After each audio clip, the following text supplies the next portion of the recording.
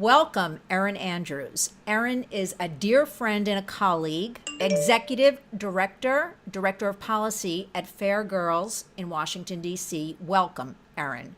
How are you? Thank you, Lynn. Thank you for having me.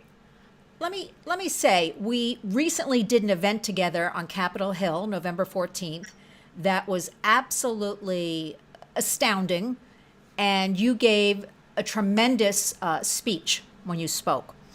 And I want everybody to understand what Fair Girls is. FAIR stands for free, aware, inspired, restored. And I love that messaging. So tell us, what is Fair Girls? Let's start with this. Sure, we're a nonprofit that is located in DC, but we serve survivors of human trafficking and commercial sexual exploitation from across the country that are referred to us. We provide holistic, comprehensive care for those survivors. We serve individuals that identify as female, ages 10 to about 28, and we have a safe home, which is the only kind in DC of its nature, specialized for survivors of human trafficking ages 18 to 26 that identify as human trafficking survivors. Stop. You're the only safe home in the DC area providing these services? Well, we're the only safe home that's providing this particular segment of the population. Right. And it's a 90-day transitional program. There are some longer-term housing programs that would take survivors, but we're the only emergency and transitional home program in the district, and we only have 6 beds.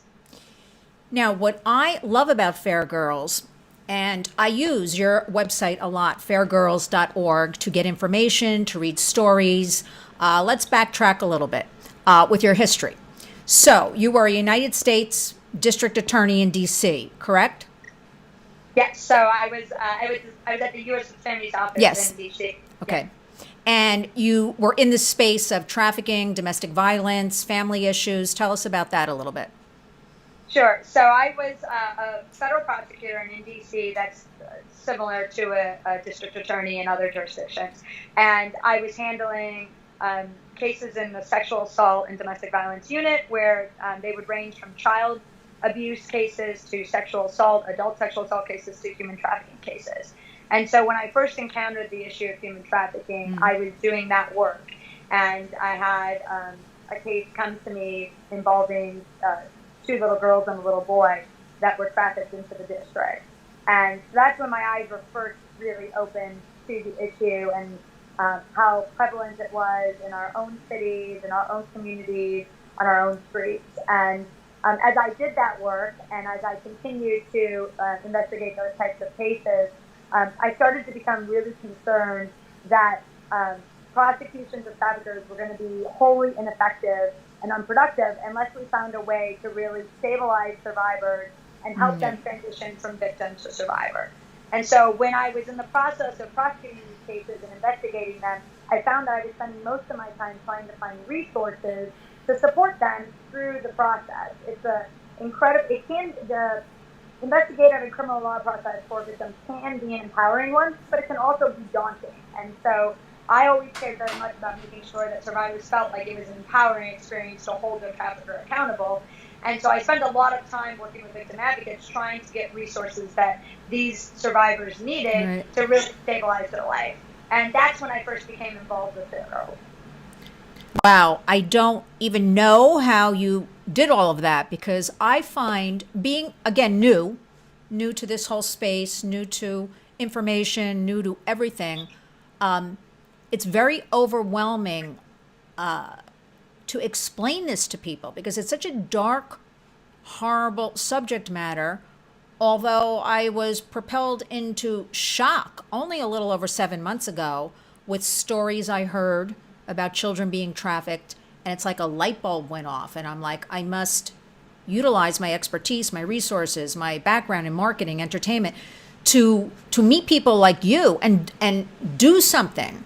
And why I am just so attracted to Fair Girls is because I believe education, resources, training to get these young women or all people out of this lifestyle. We need to do more to try to stop this. There's so much talk. I've been hearing so much talk. I'm sure you hear a lot of talk too in Washington. There's a lot of talk, but it's a very complicated issue. We can both agree to that. How are we really going to make a difference, make a dent, help to eradicate, is by what Fair Girls is doing. Again, fairgirls.org for everybody to look at, study up, quiz later. The only way I can see it, and you will speak to this, is we start community, grassroots, within, like you're doing with Vita House. You have 6 beds.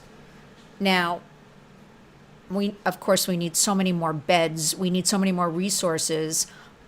We need so much more of everything. What have you noticed in the last couple of years? Are things getting better? Are more people talking about it? Or what about the legislation? Because I know you work on policy. What's happening? Give us a feel for what's been going on in the last couple of years, where we are right now, and leading up to where we are right now. Sure. I think the anti-human trafficking movement is where kind of the domestic violence unit movement was 15 years ago, where you still have people that are in disbelief that this happens or that it's a private matter.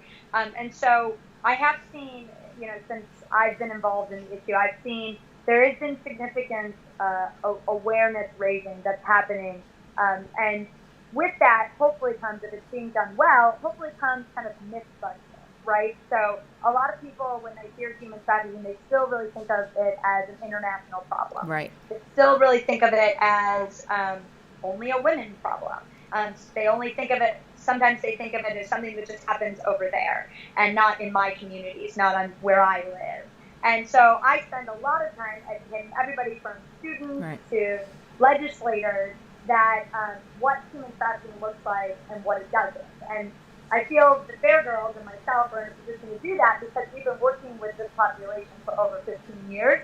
And so we're really in the trenches with them every day, seeing what are the barriers that they're facing, what are the challenges, what are the ways that they were recruited into the life.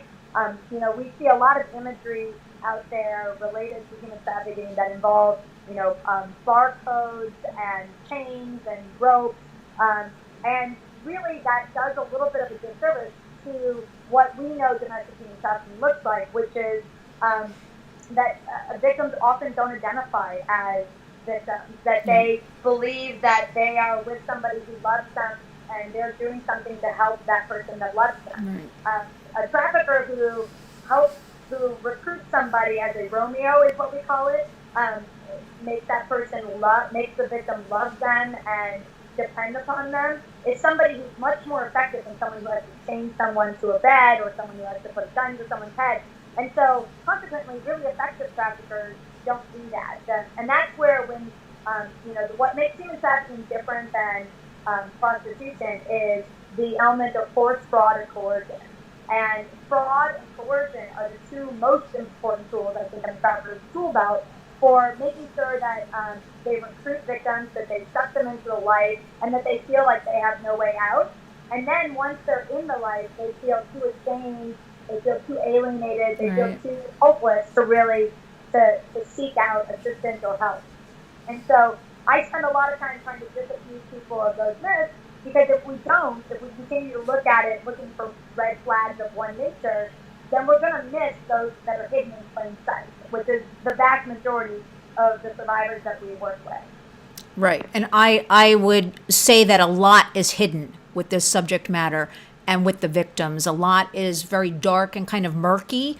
Now, you mentioned prostitution, so let's jump right into the equality model, because in D.C., you've just been through this whole thing. I'm sitting in New York City. We are facing this, coming to a vote in May 2020. Explain, because everybody here, I've been going to a fair amount of meetings lately. People are confused. What is the equality model? So I'm not familiar with what the New York legislation is. No, but talk about Washington. Talk about Washington. We'll start there. The D.C. legislation that was proposed was to decriminalize parts of the criminal statute and parts of the civil statutes that apply to prostitution-related offenses. So lots of people use shorthand, it's decriminalizing prostitution, it's decriminalizing all prostitution. And that really wasn't what the legislation in DC was doing. And I actually think that one of the problems that we had in the district was that the advocates on both sides, who care very deeply about the populations that they serve. On one side, we had sex worker advocates that, whose clients and survivors that they work with have been, tremendously and historically abused by systems and by law enforcement and by communities for engaging in what they very much view as survival. And so, there's no right or wrong in that issue insofar as people advocating passionately for it, at least in my opinion and in Fairgirl's position. On the other side, you had anti-trafficking advocates, including Fairgirls, who were concerned about the bill because it did decriminalize parts of the criminal statute that we do use to hold traffickers accountable. So as a former prosecutor, that's really what I focused on in my testimony, is really what are we doing that's inadvertently going to hurt anti-trafficking prosecutions and investigations and ultimately hurt human trafficking survivors. Where the equity model is a meeting of between those interests, where, in my opinion, where we almost all advocates on both sides of this issue really agree that criminalizing victims or criminalizing commercial sex workers is absolutely counterproductive. Creating criminal records for these individuals, either engaging in conduct that to survive, or for victims that are under force, fraud, and coercion, giving them criminal convictions only make it harder for them to make a different choice in life, or make them more vulnerable to being victimized down the road again. So many of our clients come to us with arrests and convictions related to their trafficking. And so I spend a lot of time legislating for what I call vacatur legislation, which is the ability for a trafficking survivor to vacate an arrest and conviction related to, that was a direct result of their trafficking. But if we didn't criminalize them in the first place, we wouldn't need as much vacatur legislation on the background. We wouldn't need that safety net, so to speak. And so what I like about the equity model, and there's pros and cons of every model that's out there, but as opposed to the New Zealand model, which is a full decriminalization model, the equity model, or otherwise known as the Nordic model, really allows for that compromise of decriminalizing the sale of sex, but does not decriminalize the purchase of sex or other related prostitution-related statutes, like maintaining a brothel or maintaining a nuisance property that could be deemed a brothel, which would be a civil, at least in DC, is a civil penalty that allows, might establish probable cause for an investigator to get into a property that he suspects, but doesn't have probable cause to get into, to investigate and to further. And so the equity model, I think is a good place to start in terms of middle ground, where a lot of advocates can agree. Both populations serve very vulnerable populations, and I think if more advocates from opposite ends of the spectrum came to the table to discuss it, we would make a lot more progress. Because as I said in my testimony in DC, we can do better. If nobody, whether they're a commercial sex worker or a victim, should have to be subjected to the things that we see happening in sex work on the streets. And so the abuse from either the systems or from buyers or from communities. And if we can do better by meeting some middle ground, perhaps in the equity model, then Fairgirls and myself completely support that. So that was a lot. Sorry. No, I like it. No, I like it. I like it. I like it. That is what we talked about last night when I was at this meeting. Sponsored by Space International. I don't know if you ever heard of them. They work in trafficking at the Roosevelt House here in New York. And different survivors who are now actively, healthily engaged, either in college or advocating or educating, really talking about things like, well, they legalized it in Amsterdam, and there's a study that shows still 97% of the women experience extreme violence. Now, again, I didn't research this yet. This was from last night. I don't know if you can speak on that at all, if any of these stats seem, correct. I would imagine they are. They were citing things last night, but again, I didn't do the research yet. They were also talking about here in New York. They're talking sex is work, sex worker. It's like you work at a store or just like a regular job. They're trying to promote it here as let's make it safe sex work. Okay. I look at it though. I want you to talk about this. It opens the doors for more trafficking.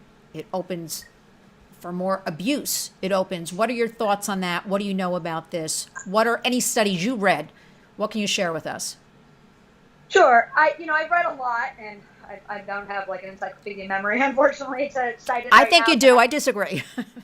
I definitely, I wanted to educate myself as we were preparing to provide testimony on the bill. Obviously, do no harm is kind of our first perspective in terms of, at least my first perspective in terms of legislation. That and making sure that every position that we take is really rooted in the lived experiences of the survivors that we work with. So I asked some of our clients about their position on the legislation, and I asked, and I did some research. But what I would say is, there are conflicting, as in all cases, there are studies to cite to support both sides of it. I do think that there's a legitimate argument that I don't know whether it's to the kind of hyperbolic extreme that some advocates have used it, but I do believe that there is a concern, and I think Fairgross has a concern, that decriminalizing prostitution entirely, so the purchase of sex, as well as brothels and other related statutes,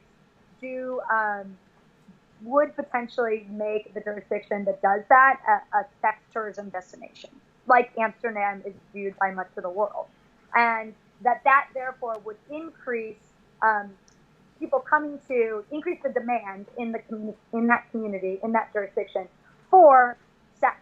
And if that demand happens so rapidly and so increased, then you will end up having a situation where the supply, the consensual supply, so an adult commercial sex worker that is consensually engaging in this work, that supply won't meet the demand that there is, and therefore traffickers, who are excellent businessmen, typically men, will go out and they will recruit victims of trafficking and to meet the demand. And that is, that's an economic model, right? That's a supply and demand argument that makes sense when you talk about the dynamics of it. Where there is demand, there will be people that will fill it with supply. And where does that supply come from? So the argument is that supply is going to be fulfilled by a recruitment of a new and more robust generation of victims. Wow. Now, you also mentioned before about bringing both of these sides together. How would we do that? Well, so the way we did it in D.C., and I'm not sure we're the greatest model, quite frankly, because that hearing, as you heard, was very contentious. Very. These are very anti-trafficking groups have worked historically very well with sex workers group, or at least let me speak to Fairgirls. Fairgirls has had partnerships with our local commercial sex worker support group for as long as I can remember. And that's because, like I said, there's tons of overlap in our population. And if someone comes to us and they are not identifying as a victim of either human trafficking or commercial sexual exploitation, they still need resources. We may not be, like staying in our lane, we may not be the right organization for them to go to, but we need a partner referral that we can make that referral to so that they aren't left stranded without services. And so, and the same with them. If they come across someone who is identifying as a victim and needs housing and needs case management support related to that and wants to get out of the life, then we're a good referral pathway for them. What I saw happen in D.C., unfortunately, and I think really sadly, was that there were it was a very divisive experience where advocates that normally would stand together for rights for this target population really were divided against each other in their support or... That's what I'm afraid of. That's what, yeah. Yeah. And so we had a lot of that, and it got really ugly. Even actually in the hearing, they had to stop it several times. And what I was most sad about is that these are people that we should really be working together to find a solution. And what I proposed in my testimony and I wholly believe is a good pathway forward, is to build on the momentum of the awareness that's been raised, right? So, sex workers, the term sex worker can encompass both victim populations and consensual adults engaging, right? And so it may not be a perfect term, but it's what we got right now. And so there is no sex workers are bad, victims are good Right. dichotomy, at least in my opinion. Right. And so if we can do something to raise up the quality of life and make sex workers in our communities safer, then we're going to reduce violence overall. And we may be helping victims get out of the life that they're trapped in, and we may be preventing sex workers from becoming victims if we give them the support that they need. So I believe in building coalition around this issue so that we can find a way forward that is helpful for both sides. And I was part of the peer working group here in DC to try to find alternative strategies for prosecution. And one of the things that came out of that working group was, okay, there is deep-seated resentment of law enforcement by certain populations that we work with. And so what is the best model forward? Most aversion programs run through law enforcement. So could we create a deflection program that doesn't require law enforcement involvement so predominantly and doesn't have a carrot-stick approach, that really is a referral to resources? And can we identify and support and fund those resources in the district? And so one of the people that testified at the DC hearing was Michelle Garcia, who is the head of, on behalf of the mayor's office, about this work. And in our DC legislation, I don't know if it was in the New York legislation, was a proposal that they have this working through to work through the issues that are around decriminalization of any criminal statute, but of the prosecution statute. And my proposal was that we should put that we were really putting the cart before the horse. That really the working group should be first to examine what coalition would be about, what legislation, how could we move the forward, and do the working group, do a mandated working group with a mandatory report requirement to get everybody to the table to really work on this issue, and then see how we can move the needle forward. Because otherwise, you're going to have what we had, at the hearing in DC, which is just pandemonium and anger and distrust, and really a step back where I think victims is like creating a gap in services where victims may fall through. And explain the bottom line, what happened in DC. Nothing, really. Explain. Well, so what we've been told is that the bill is not going to proceed. It's not even going to be taken to a vote for the entire Judiciary Committee because there isn't the support for it. There isn't the appetite to move it forward. That's what we've been told. So this particular bill will not likely move forward. I think that there is an appetite both amongst legislators or DC council members as well as community members to find a solution better than we have right now. Because right now in DC, we have increased 300% the arrests of sex workers, which without regard of whether they are victims or not, trafficking victims or not. And in that process, we are just criminalizing a whole new generation of people. They're going to be trapped by those convictions in a way that is completely can present an insurmountable barrier for them. Wow, because then they truly can't get a job. They can't find a place to live. Desperate, vulnerable to start with. Where do you go?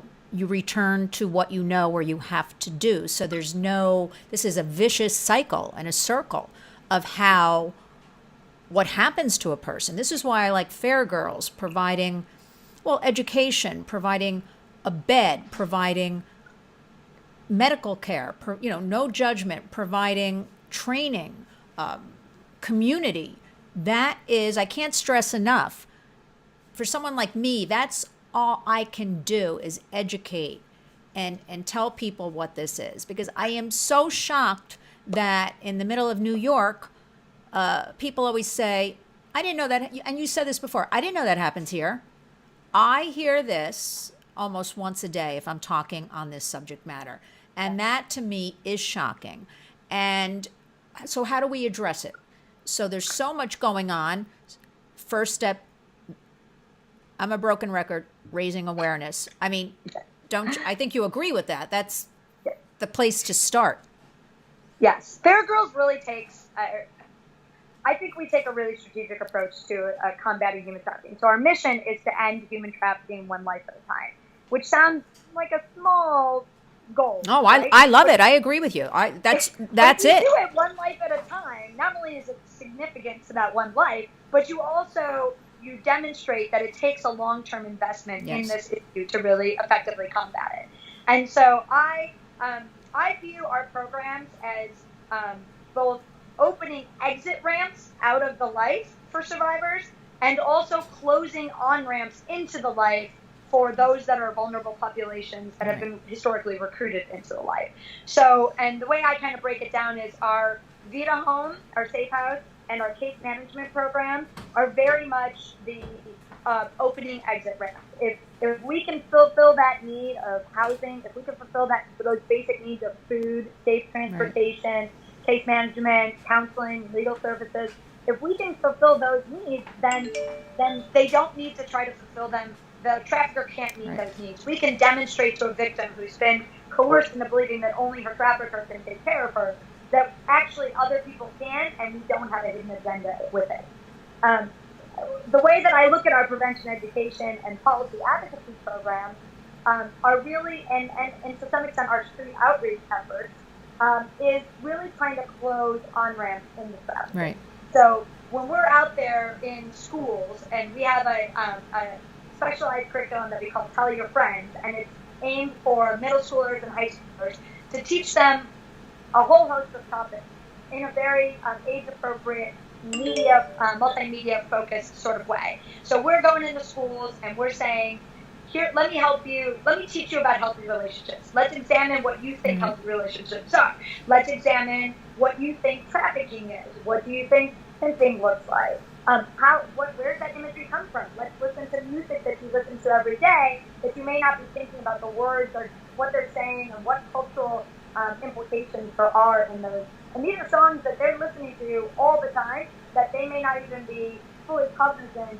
Of course. They don't even know what they're listening to, right? Well, exactly. And so we really get down on their level and we get feedback from them on like, oh yeah, that rang true, that doesn't ring true. One of my favorite modules that we do is where we ask them to draw a picture of what they think pimping and hoeing looks like before, we do the curriculum.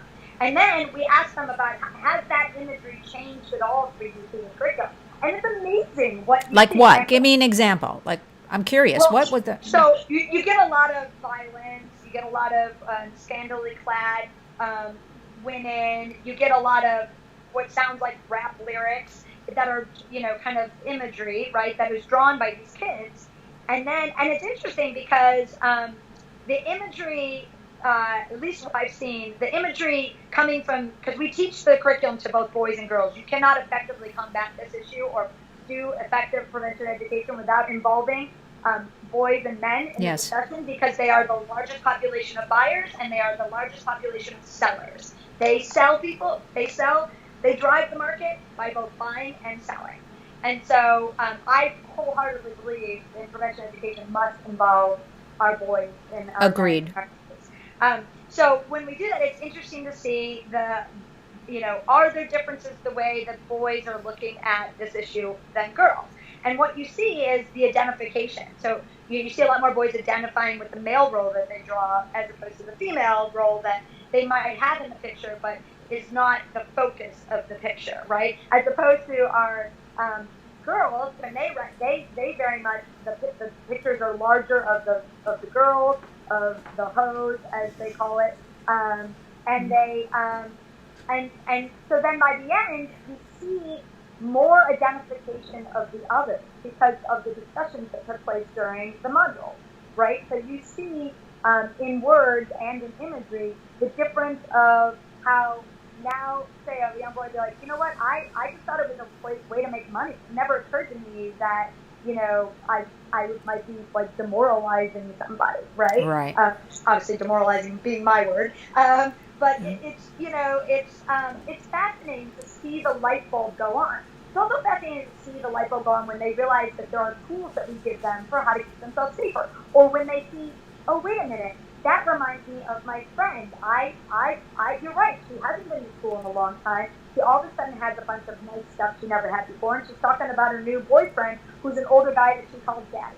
Right? Boom, boom, boom, boom, boom, red flag. Same story almost all the time with these, right? With these young girls. Right.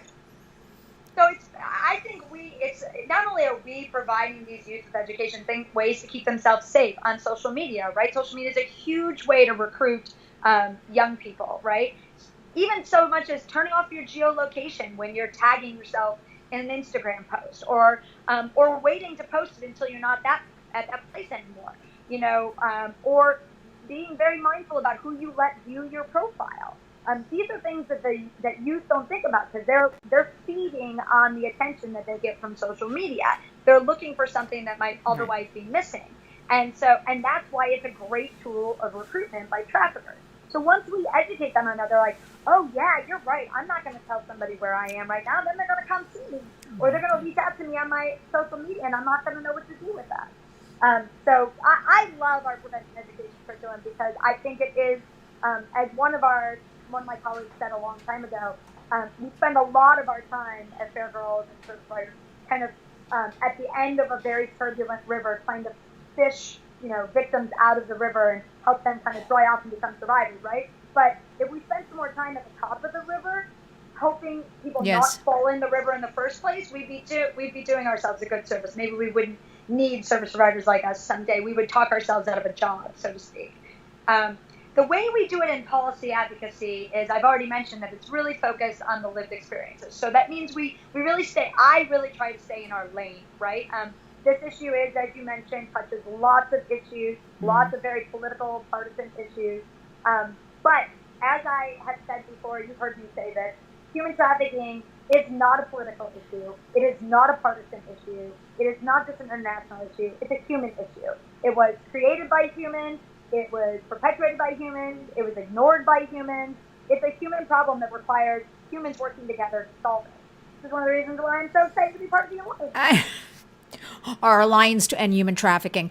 Let me just touch on education in the school systems. Florida recently they're doing mandatory K through 12 human trafficking education.